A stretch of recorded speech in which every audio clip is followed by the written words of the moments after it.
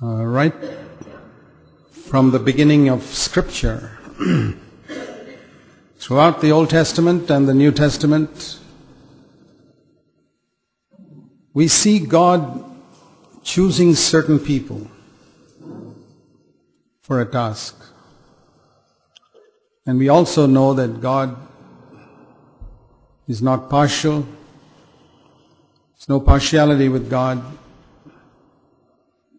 So, any wholehearted disciple of Jesus, when he reads the stories of these men whom God chose, will begin to ask himself,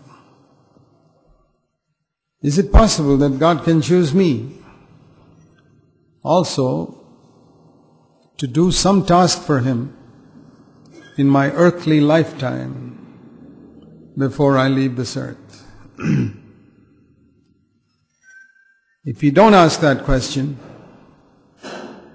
you can just drift along without any purpose in life. You know, it's like if you put a log of wood out in the ocean. It doesn't go anywhere, but it moves. The waves will move it one way and another way, and you never know where it'll end up. And I think most Christians are like that. There is no purpose in their life. There is no understanding of anything particular God has called them to do. They just come along to the meetings. They don't commit any gross sin.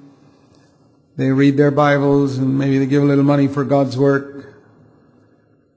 But at the end of their life, if you ask, what did God do through them? The answer is probably nothing. God's work and God's purposes,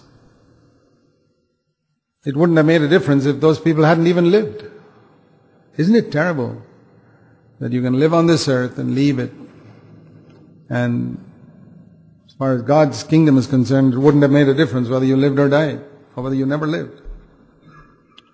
And that's terrible, but that's the sort of life that most Christians live. And yet, I want to say to all of you that that is not God's will for anybody. For every single person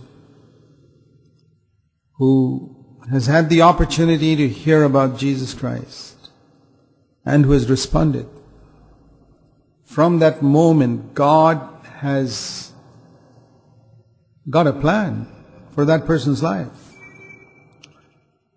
You know, when you come to the end of a year, companies take a stock taking to see how much profit they have made.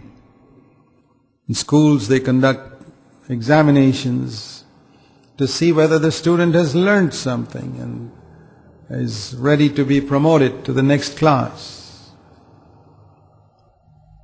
All enterprises on earth do that. Schools, companies. And Christians also need to do that, to see what has the Lord taught me this year. I don't mean head knowledge, but in my life. Are there sins that I have overcome? Or is it just the same as it was a year ago? I mean, most people wouldn't be happy to sit in the same class in school the next year. They'd be terribly disturbed. Many Christians are quite happy to live with the same old defeated lives that they've had for many, many years. So just like schools conduct examinations, and examinations are good, we know they're good, they're difficult, but they're good, because at the end of every examination there's a promotion. And that's why we don't allow our children to miss examinations. Because if they miss examinations, they don't get promoted. And what we read in the Scriptures is that God also tests His people. That's something that has been coming to my heart more and more as I've considered the reason why so many Christians even in our churches, who have heard truths for many, many, many years, sometimes or very often don't seem to make as much spiritual progress as people in a lot of other churches who haven't heard all these truths. Now, how is that possible? One would think that the more of God's truth we hear and understand, the more blessed our life should be, the more powerful, the more full of joy and victory and purpose. But I have discovered through many, many years of observation that that is not true. Sometimes people who have very little accomplish more. I mean, that's like saying, you would think that the student whose father is very rich, to get him all the textbooks and CDs and connect to the internet and everything else, and has got a car to take him to school and bring him back, should come first in the class, but he doesn't. Sometimes such people come at the bottom of the class. And some other poor boy who walks to school and doesn't have any computer at home and his parents can't buy him a whole lot of books and all, comes first. How's that? It's very much like that in the Christian life too. You know, in this church, I believe, spiritually speaking, we have to compare ourselves with children from rich families, spiritually speaking. Because we've got so much information, so much knowledge. And just like a lot of children from rich families are thoroughly spoiled, I have discovered that many churches that have got so much information, the people are thoroughly spoiled. They pampered, everything is done for them, and they depend more on people, not upon God. And what is happening, they're not realizing, is year after year, they're failing test after test after test after test, and they're sitting in the same class. And if there's a reason why people are sitting in the same class, it's just because they're failing the tests. Immediately after the Lord delivered the Israelites from Egypt, I want you to turn to Exodus in chapter 15.